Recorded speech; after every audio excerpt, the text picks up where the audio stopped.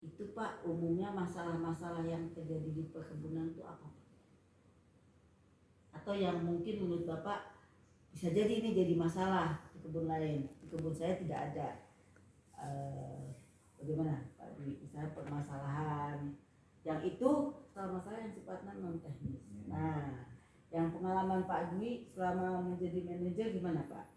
Ya, jadi yang justru banyak itu memang yang kalau permasalahan di intern khususnya di perkebunan ini sebenarnya nggak terlalu berat. Yang banyak dari ekstern dalam hal ini misalnya seperti tadi Siliwo itu kan juga mengurangi porsi tidur saya istilah saya. Iya, jadi dipikirkan penjarahan produk maupun penjarahan lahan itu yang menurut saya pikiran saya termasuk tersikap ketika di Siliwo itu penjarahan produksi.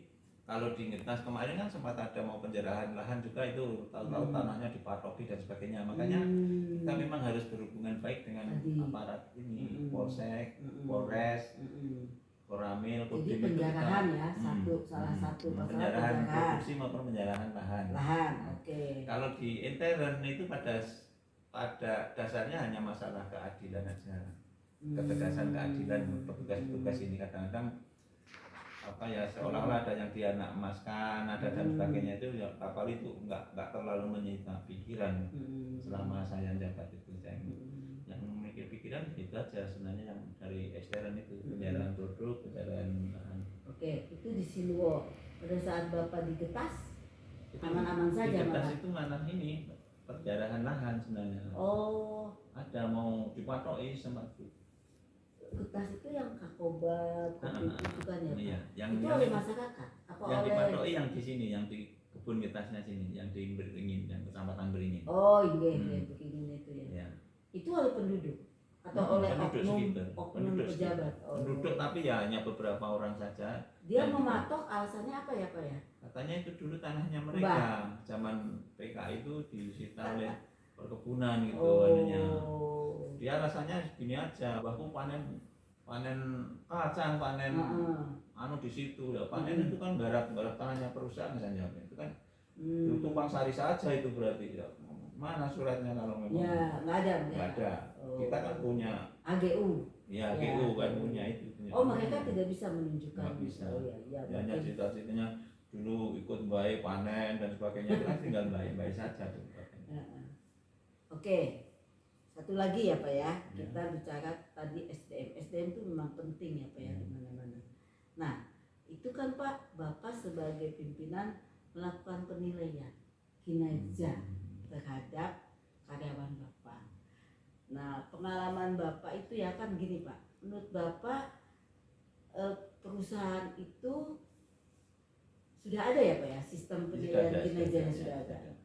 Nah, apakah ada gini Pak, saya sempat kemarin cita-cita sama Pak Yudi juga. Namanya. Bu gini Bu, kalau penilaian kinerja itu kalau staff pakai apa, kalau sistemnya, kalau yang karyawan pelaksana pakai apa? Emang waktu Bapak dinas sebagai manajer emang itu Pak, atau termasuk kan nih Pak manajer nih diminta menilai karyawannya, baik yang staff maupun yang pelaksana, atau yang pelaksana itu Bu mandor Bu yang nilai, misalnya seperti itu. Ipun Pak. Ini kalau penilaian untuk karyawan kinerja untuk karyawan non pimpinan, kalau sekarang kan namanya karyawan pimpinan yang dulu staff itu. Non pimpinan itu yang menilai adalah sindernya itu. Oke. Karyawan. Ya. Misalnya saya mandor, saya pemanen, sedangkan sinder askep ini yang menilai manajer.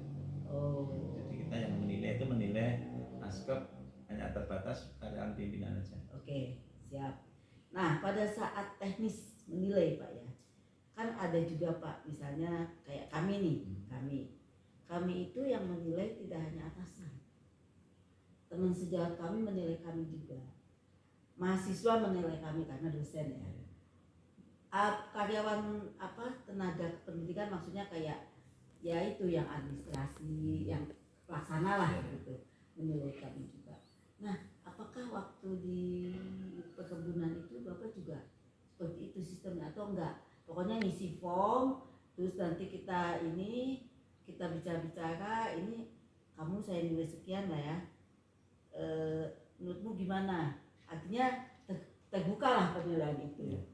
Pripun Pak? Ya, yang terakhir sudah terbuka, cuma dalam arti ini kan apa ya, penilaian itu kan built-in sama keseharian. Betul. Ya, artinya begini, jadi selain data-data administratif, masalah produksi, masalah penggunaan anggaran dan sebagainya, itu biasanya kalau saya pilihnya adalah ke apa istilahnya, kesehariannya ini.